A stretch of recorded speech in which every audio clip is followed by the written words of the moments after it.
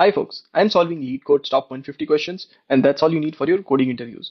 So in this video, we'll be solving 139 word break. We are given a string S and a dictionary of string. We have to return true if S can be segmented into a space separated sequence of one or more dictionary words. What this means is, so if we look at this example here, our S is Leetcode. Our dictionary contains Leet and code. We return true because our string can be segmented as both of this. What if we had Leet?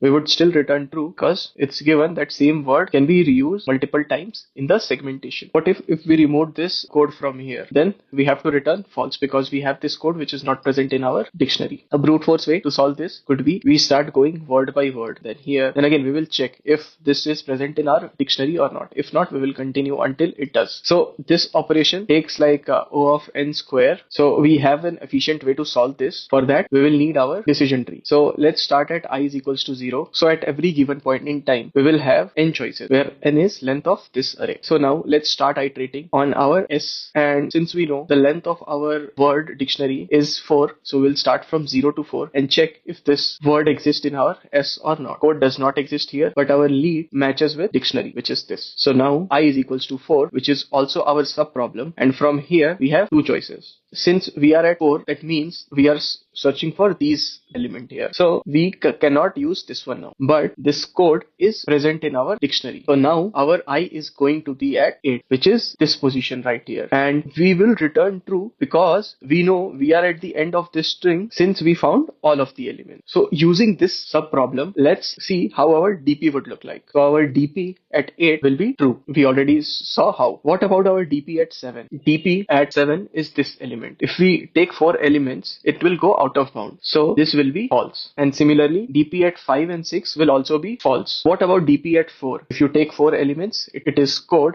and code exists in our word dictionary. Our DP at 4 will be true. And if you take 4 elements from there, we don't have these 3 elements in our dictionary. So we will return false. Now, what about our DP at 0, which is this element? We already know this will be DP at 0 plus length of our word. And the length of our word here is 4. So this will be essentially our DP at 4, which is true. So we will overall return true. So now let's look at the code on how we can solve this.